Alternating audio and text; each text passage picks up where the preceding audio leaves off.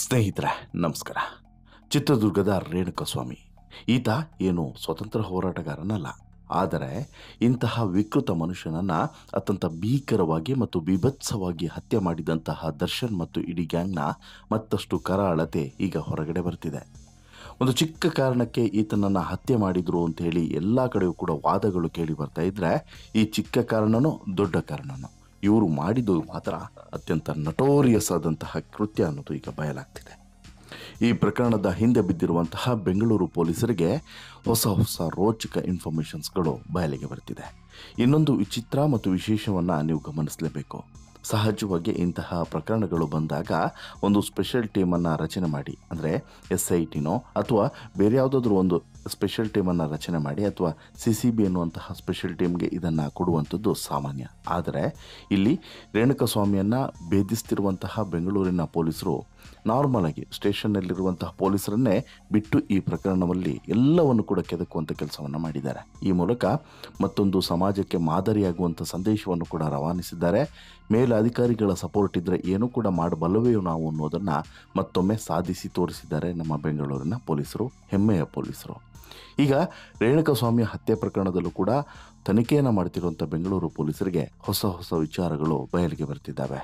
ಈಗಾಗಲೇ ರೇಣುಕಸ್ವಾಮಿಯನ್ನು ಪಟ್ಟಣಗೆರೆ ಶೆಡ್ನಲ್ಲಿ ಕರೆದೊಯ್ದು ಅಲ್ಲಿ ಆತನನ್ನು ಮುಗಿಸೋದಕ್ಕಿಂತ ಮುಂಚೆ ಎಂತಹ ವಿಕೃತತನವನ್ನು ಅಥವಾ ಎಂತಹ ಕರಾಳ ಮುಖವನ್ನು ಅನಾವರಣ ಮಾಡಿಕೊಂಡಿತ್ತು ಈ ಗ್ಯಾಂಗ್ ಅನ್ನೋದು ಈಗ ಗೊತ್ತಾಗ್ತಿದೆ. ಕುಡಿದ ನಶೆಯಲ್ಲಿ ಎಷ್ಟು ಕ್ರೂರವಾಗಿ ಮತ್ತು ಎಷ್ಟು ಅಮಾನುಷವಾಗಿ ರೇಣುಕಸ್ವಾಮಿ ಜೊತೆಗೆ ಈ ಗ್ಯಾಂಗ್ ವರ್ತನೆ ಮಾಡಿತ್ತು ಅನ್ನೋದು ಈಗ ಪಿನ್ ಟು ಪಿನ್ ಮಾಹಿತಿ ಹೊರಗಡೆ ಬರ್ತಿದೆ. ದೈಹಿಕವಾಗಿ ಸಿಕ್ಕಾಬಟ್ಟೆ ಹಿಂಸೆಯನ್ನು ಮಾಡಿತ್ತು, ಹಲ್ಲೆಯನ್ನು ಮಾಡಿತ್ತು. ಮತ್ತು ಕೆಲವೊಂದು ಕಡೆ ನೀವು ಆ ಫೋಟೋಸ್ಗಳನ್ನು ನೋಡಬೇಕು. ಆ ಬಾಡಿ ಸಿಕ್ಕಿದ ಬಳಿಕ ಆ ಫೋಟೋಸ್ಗಳನ್ನ ನೋಡಿದ್ರೆ ಬಹುಶಃ ನೀವು 3 ದಿನ ನಿದ್ರೆ ಮಾಡೋದಿಲ್ಲ. ಅಂತಹ ವಿಕೃತೆಯನ್ನು ಆ ಬಾಡಿಯ ಮೇಲೆ ಅಥವಾ ಈ ರೇಣುಕಸ್ವಾಮಿಯ ದೇಹದ ಮೇಲೆ ಇವರು ಮೆರೆದಿದ್ರು ಅನ್ನೋದು ಗೊತ್ತಾಗ್ತದೆ. ಸುಟ್ಟ ಗಾಯಗಳು, ಹೊಡೆದಿದ್ದ ಗಾಯಗಳು, ಅದನ್ನು ಹೇಳೋಕ್ಕೂ ಕೂಡ ಅಸಾಧ್ಯ.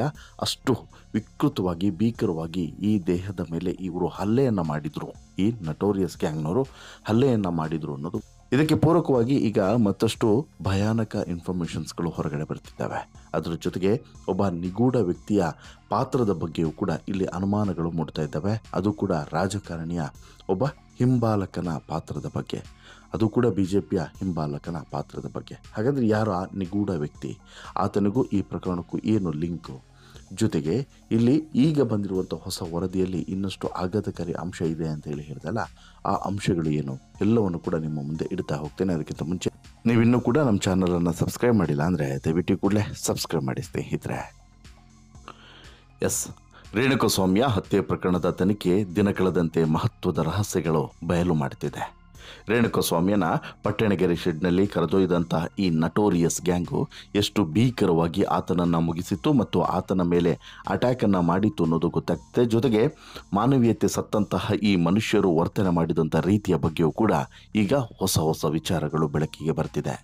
ಈಗಾಗಲೇ ರೇಣುಕಸ್ವಾಮಿಯನ್ನು ಅಶ್ಲೀಲವಾಗಿ ಮೆಸೇಜ್ ಮಾಡ್ದ, ಮರ್ಮಾಂಗದ ಫೋಟೋವನ್ನು ಕಳಿಸ್ತಿದ್ದ, ಹೇಳಿದ್ರು ಕೂಡ ಕೇಳ್ತಾ ಇರಲಿಲ್ಲ ಅನ್ನುವಂಥ ಒಂದೇ ಒಂದು ಕಾರಣಕ್ಕೆ ಚಿತ್ರದುರ್ಗದಿಂದ ಬೆಂಗಳೂರಿಗೆ ಎತ್ತಾಕೊಂಡು ಬಂದು ಇಲ್ಲಿ ಹೊಡೆದು ಹಲ್ಲೆ ಮಾಡಿ ಆತನನ್ನು ಕಂಪ್ಲೀಟಾಗಿ ಆತ ನರಳಿ ಜೀವವನ್ನು ಬಿಡಬೇಕು ಆ ಲೆವೆಲ್ಗೆ ಹೊಡೆದಿದ್ದಂಥ ಈ ಗ್ಯಾಂಗು ಈ ಕೃತ್ಯವನ್ನು ಎಷ್ಟು ನಟೋರಿಯಸ್ ಆಗಿ ಮತ್ತು ಎಷ್ಟು ಭೀಕರವಾಗಿ ಮಾಡಿತ್ತು ಮತ್ತು ಮಾನವೀಯತೆಯನ್ನೇ ಮರೆತು, ಕುಡಿದ ನಶೆಯಲ್ಲಿ ಮಾನವೀಯತೆಯನ್ನೇ ಮರೆತು ಹೇಗೆ ವರ್ತನೆಯನ್ನು ಮಾಡಿತ್ತು ಈತನ ಜೊತೆಗೆ ಅನ್ನೋದು ಕೂಡ ಈಗ ಗೊತ್ತಾಗ್ತಿದೆ.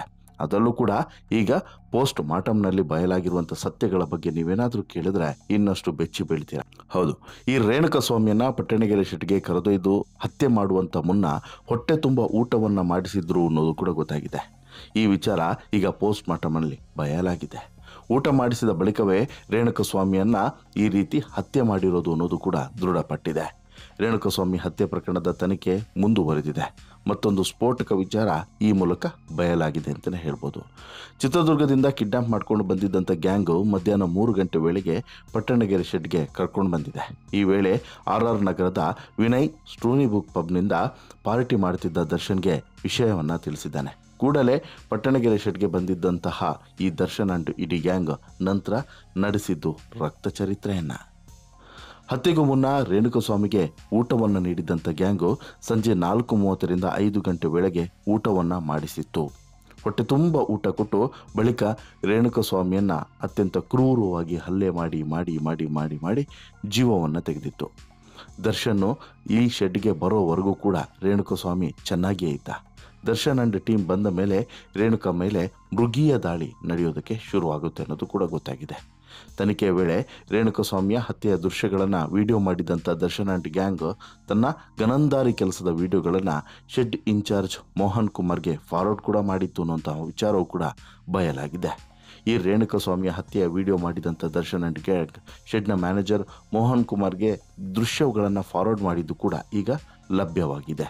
ಪೊಲೀಸರ ವಿಚಾರಣೆ ವೇಳೆಗೆ ಈ ಬಗ್ಗೆ ಬಾಯ್ಬಿಟ್ಟಿದ್ದಾನೆ ಮೋಹನ್ ಕುಮಾರ್ನನ್ನು ಸಾಕ್ಷಿಯಾಗಿ ಪರಿಗಣಿಸಿದಂಥ ಪೊಲೀಸರು ಹತ್ಯೆ ಕೇಸ್ನಲ್ಲಿ ದರ್ಶನ್ ಗ್ಯಾಂಗ್ಗೆ ಮತ್ತೆ 14 ದಿನಗಳ ಬಂಧನವನ್ನು ವಿಧಿಸಿದ್ದು ಮತ್ತಷ್ಟು ದಿನ ಪರಪ್ಪನ ಅಗ್ರಹಾರ ಜೈಲಿನಲ್ಲಿ ಜೈಲು ವಾಸವನ್ನು ಅನುಭವಿಸಬೇಕಾದಂಥ ಪರಿಸ್ಥಿತಿ ಬಂದಿದೆ. ಕುರಿ ಬಲಿ ಕೊಡುವ ಮುನ್ನ ಕುರಿಗೆ ಮೇವು ಹಾಕಿ ನೀರು ಕುಡಿಸಿ ಪೋಷಣೆಯನ್ನು ಮಾಡಿ ಕೊಬ್ಬಿಸಿ ಕಡಿತಾರಲ್ಲ, ಹಾಗೆ ಇಲ್ಲೂ ಕೂಡ ಅದೇ ರೀತಿ ರೇಣುಕಸ್ವಾಮಿಗೆ ಚೆನ್ನಾಗಿ ಊಟ ಮಾಡಿಸಿದ್ದಾರೆ ಅನ್ನೋದು ಕೂಡ ಗೊತ್ತಾಯ್ತು. ಆ ರಿಪೋರ್ಟ್ನಲ್ಲಿ ಇದೆಯಂತೆ, ಆಹಾರ ಜೀರ್ಣವಾಗದಿರೋದು ಆ ರಿಪೋರ್ಟ್ನಲ್ಲಿ ಇದೆ. ಹಾಗಾಗಿ ಆ ಧೈರ್ಯದಲ್ಲೇ ಪೊಲೀಸರು ಈ ವಿಚಾರವನ್ನು ಬಹಿರಂಗಪಡಿಸಿದ್ದಾರೆ ಮತ್ತು ಇದಕ್ಕೆ ಸಂಬಂಧಪಟ್ಟಂತೆಯೂ ಕೂಡ ಬಾಯಿ ಬಿಡಿಸುವಂಥ ಕೆಲಸವನ್ನು ಶುರು ಹಚ್ಚಿಕೊಂಡಿದ್ದಾರೆ ಅನ್ನೋದು ಕೂಡ ಗೊತ್ತಾಗಿದೆ. ಇದಿಷ್ಟು ಒಂದು ಭಾಗವಾದರೆ ಇನ್ನಷ್ಟು ಭಾಗ ಏನು ಅಥವಾ ಇನ್ನೊಂದು ಶಾಕಿಂಗ್ ವಿಚಾರ ಏನು ಅಂತ ಹೇಳಿದ್ರೆ, ಇಲ್ಲಿ ಈ ಪ್ರಕರಣದ ತನಿಖೆಯನ್ನು ನಡೆಸ್ತಿರುವಂಥ ಪೊಲೀಸರಿಗೆ ಮತ್ತೊಂದು ಶಾಕಿಂಗ್ ಸಂಗತಿ ಗೊತ್ತಾಗುತ್ತೆ. ಅದೇನು ಅಂತ ಹೇಳಿದ್ರೆ, ಈ ರೇಣುಕಸ್ವಾಮಿಯ ಹತ್ಯೆ ಪ್ರಕರಣದಲ್ಲಿ ಮತ್ತೊಬ್ಬ ನಿಗೂಢ ವ್ಯಕ್ತಿಯ ಪಾತ್ರ ಇದೆ. ಆತ ಕೂಡ ಈ ಸಂದರ್ಭದಲ್ಲಿ ಶೆಡ್ಗೆ ಬಂದು ಹೋಗಿದ್ದ ಅನ್ನೋದು ಗೊತ್ತಾಗ್ತಿದೆ. ಈ ಹತ್ಯೆ ನಡೆದಂಥ ದಿನವೇ ಶಾಸಕರೊಬ್ಬರಿಗೆ ಆಪ್ತನಾದಂಥ ವ್ಯಕ್ತಿ ಕೂಡ ಪಟ್ಟಣಗೆರೆ ಶೆಡ್ಗೆ ಬಂದಿದ್ದ ಅನ್ನೋದು ಖಚಿತವಾಗಿದೆ. ಆತನಿಗೆ ಈಗಾಗಲೇ ಪೊಲೀಸರು ನೋಟಿಸ್ ಕೊಡೋದಕ್ಕೆ ಸಿದ್ಧತೆಯನ್ನು ಕೂಡ ಮಾಡಿಕೊಂಡಿದ್ದಾರೆ. ಜೊತೆಗೆ ಆತನಿಂದನೂ ಕೂಡ ಬೇರೆ ಬೇರೆ ವಿಚಾರಗಳನ್ನು ಕೆದಕುವಂಥ ಕೆಲಸವನ್ನು ಕೂಡ ಈಗಾಗಲೇ ಶುರು ಹಚ್ಕೊಂಡಿದ್ದಾರೆ. ಈಗಾಗಲೇ ಸಾಕಷ್ಟು ಜನರಿಗೆ ನೋಟಿಸನ್ನು ಕೊಟ್ಟು ಕರೆಸ್ಕೊಂಡಿರುವಂತಹ ಪೊಲೀಸರು, ಅದರಲ್ಲಿ ನಿರ್ದೇಶಕ ಆಗಿರುವಂತಹ ಮಿಲನ ಪ್ರಕಾಶ್ ಇರ್ಬೋದು, ಜೊತೆಗೆ ಮಾಜಿ ಉಪಮೇಯರ್ ಆಗಿರುವಂತಹ ಮೋಹನ್ ಕುಮಾರ್ ಇರ್ಬೋದು, ಜೊತೆಗೆ ಈ ಪ್ರಕರಣದಲ್ಲಿ ಯಾರೆಲ್ಲ ಆಗಿದ್ರು ಅನ್ನುವಂತಹ ಅಥವಾ ದರ್ಶನ್ಗೆ ಆಪ್ತ ವಲಯದಲ್ಲಿ ಗುರುತಿಸ್ಕೊಂಡಿದ್ರು ಅಂತೇಳಿ ಅನುಮಾನಗಳಿರುವಂತಹ ಒಂದಷ್ಟು ನಟರಿರ್ಬೋದು, ಅವರೆಲ್ಲರಿಗೂ ಕೂಡ ಪೊಲೀಸರು ನೋಟಿಸನ್ನು ಕೊಡ್ತಿದ್ದಾರೆ. ಒಬ್ಬರಾದ್ಮೇಲೆ ಒಬ್ಬರು ಬಂದು ಉತ್ತರವನ್ನು ಕೂಡ ಕೊಟ್ಟು ಹೋಗ್ತಿದ್ದಾರೆ ಪೊಲೀಸರಿಗೆ. ಅವರೆಲ್ಲರನ್ನು ಕೂಡ ಸಾಕ್ಷಿಯಾಗಿ ಈ ಪ್ರಕರಣದಲ್ಲಿ ಪರಿಗಣಿಸುವಂಥ ಸಾಧ್ಯತೆ ಇದೆ. ಈಗ ಪ್ರಮುಖವಾಗಿ ಇಲ್ಲಿ ಮಿಲನ ಪ್ರಕಾಶ್ ಅವರ ಹೆಸರು ಬಂದಿರೋದು ಕೂಡ ಶಾಕೆ. ಯಾಕೆ ಅವರನ್ನು ಕರೆಸಿದ್ರು, ಅವ್ರಿಗೆ ಯಾಕೆ ನೋಟಿಸನ್ನು ಕೊಡ್ತಾ ಇದ್ದಾರೆ ಅನ್ನೋಂಥದ್ದು ಇಲ್ಲಿರುವಂತಹ ಒಂದು ಶಾಕಿಂಗ್ ವಿಚಾರ. ಬಟ್ ಇಲ್ಲಿ ಏನು ಅಂತ ಹೇಳಿದ್ರೆ, ಮಿಲನ ಪ್ರಕಾಶ್ ಯಾಕೆ ಬಂದರು ಅಥವಾ ಕರೆಸಬೇಕಾಯಿತು ಅಂತ ಹೇಳಿದ್ರೆ, ಡೆವಿಲ್ ಸಿನಿಮಾದ ನಿರ್ದೇಶಕರು ಇದೇ ಮಿಲನ ಪ್ರಕಾಶು. ಈ ಕೃತ್ಯ ನಡೆದ ಬಳಿಕ ಒಂದು ದಿನದ ಚಿತ್ರೀಕರಣದಲ್ಲೂ ಕೂಡ ದರ್ಶನ್ ಭಾಗಿಯಾಗಿದ್ದರು ಅನ್ನೋದು ಕೂಡ ಗೊತ್ತಾಗಿದೆ. ಆ ಸಂದರ್ಭದಲ್ಲಿ ದರ್ಶನ್ ಏನಾದರೂ ಹೇಳಿದ್ರಾ, ದರ್ಶನ್ನಿಂದ ಏನಾದರೂ ವಿಚಾರಗಳು ಹೊರಗಡೆ ಬಂತಾ, ಹೇಗಿದ್ರು ದರ್ಶನ್, ಈ ಎಲ್ಲ ವಿಚಾರಗಳ ಬಗ್ಗೆ ಮಾಹಿತಿಯನ್ನು ಪಡೆಯೋದಕ್ಕೆ ಪೊಲೀಸರು ಕರೆಸಿದ್ರು ಅಷ್ಟೇ ಎನ್ನುವಂಥ ಮಾಹಿತಿಯೂ ಕೂಡ ಇದೆ. ಇದರ ಬಗ್ಗೆ ಮಿಲನ ಪ್ರಕಾಶ್ಗೆ ಯಾವುದೇ ಮಾಹಿತಿ ಇರಲಿಲ್ಲ. ಈ ಕೃತ್ಯದ ಬಗ್ಗೆ ಮಿಲನ ಪ್ರಕಾಶ್ ಅಂತಲ್ಲ, ಯಾರಿಗೂ ಕೂಡ ಮಾಹಿತಿನೇ ಇರಲಿಲ್ಲ. ಅದ್ರ ಜೊತೆಗೆ ಈಗ ಹೊಸದೊಂದು ವಿಚಾರ ಹೊರಗಡೆ ಬಂತು. ಅದೇ ಹಾಲಿ ಶಾಸಕನ ಆಪ್ತನೊಬ್ಬ ಈ ಪ್ರಕರಣ ನಡೆದ ಬಳಿಕ ಶೆಡ್ಗೆ ಬಂದು ಹೋಗಿದ್ದ ಅನ್ನೋದು. ಹೌದು, ಈ ಪ್ರಕರಣದಲ್ಲಿ ಪವಿತ್ರಗೌಡ A1 ಆರೋಪಿಯಾಗಿದ್ದು ಈಗಾಗಲೇ 19 ಆರೋಪಿಗಳನ್ನು ವಿಚಾರಣೆಗೆ ಒಳಪಡಿಸಲಾಗಿದೆ. ತನಿಖೆ ಮುಂದುವರೆದಂತೆಲ್ಲ ಅನೇಕರ ಹೆಸರುಗಳು ಹೊರಗಡೆ ಬರ್ತಾನಿದೆ.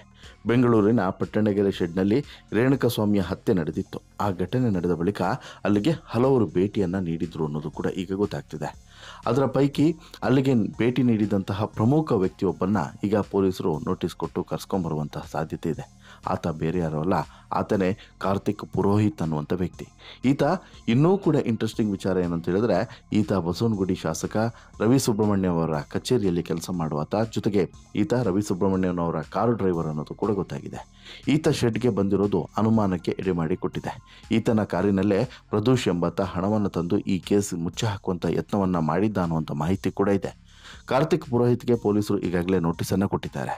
ರೇಣುಕಸ್ವಾಮಿಯ ಈ ಹತ್ಯೆ ಕೇಸ್ಗೆ ಸಂಬಂಧಪಟ್ಟಂತೆ ಕಾರ್ತಿಕ್ ಪುರೋಹಿತ್ ನೀಡುವಂಥ ಹೇಳಿಕೆಯಿಂದ ಇನ್ನಷ್ಟು ಸಾಕ್ಷಿಗಳು ಈ ಪ್ರಕರಣಕ್ಕೆ ಸಿಗಲಿದೆ ಅನ್ನೋದು ಪೊಲೀಸರ ಲೆಕ್ಕಾಚಾರ. ಯಾಕಂತ ಹೇಳಿದ್ರೆ, ನಾನು ಈಗಾಗಲೇ ಹೇಳಿದೆಲ್ಲ, ಇಲ್ಲಿ ಪ್ರತಿಯೊಂದು ಹಂತದಲ್ಲೂ ಕೂಡ ಒಂದೊಂದು ಚಿಕ್ಕ ಪುಟ್ಟ ಕೇಸ್ಗಳು ಅಥವಾ ಸಾಕ್ಷಿಗಳು ಕೂಡ ತುಂಬ ಗಂಭೀರತೆಯನ್ನು ಪಡೆದುಕೊಳ್ಳುತ್ತವೆ. ಪ್ರಕರಣದ ತನಿಖೆ ಮಾಡ್ತಿರುವಂಥ ಪೊಲೀಸರಿಗೆ ಚಾರ್ಜ್ ಶೀಟ್ನಲ್ಲಿ ಉಲ್ಲೇಖ ಮಾಡುವಂಥ ಪ್ರತಿಯೊಂದು ಪಾಯಿಂಟ್ಸ್ ಕೂಡ ಇಂಪಾರ್ಟೆಂಟ್ ಆಗಿರುತ್ತೆ. ಅಲ್ಲಿ ಒಂದೊಂದು ಪಾಯಿಂಟ್ಸ್ಗೂ ಕೂಡ ಅಷ್ಟೇ ತೂಕ ಇರ್ತದೆ, ಇಂಪಾರ್ಟೆನ್ಸ್ ಇರ್ತದೆ. ಆ ಪಾಯಿಂಟ್ಸ್ ಹೆಚ್ಚಿಗೆ, ಈ ಪಾಯಿಂಟ್ಸ್ ಕಡಿಮೆ ಅಂತಲ್ಲ.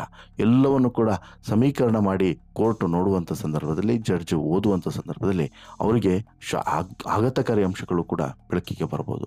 ಯಾಕಂತ ಹೇಳಿದ್ರೆ ಇಲ್ಲಿ ಒಂದೊಂದು ವಿಚಾರಗಳಿದಾವಲ್ಲ, ಅಷ್ಟು ಸೀರಿಯಸ್ ಆಗಿರುವಾಗ ದರ್ಶನ್ ಜೀವನ ಪರ್ಯಂತ ಜೈಲಿನಲ್ಲಿ ಕೊಳೆಯುವಂತೆ ಮಾಡಿದ್ರೂ ಕೂಡ ಅಚ್ಚರಿ ಇಲ್ಲ.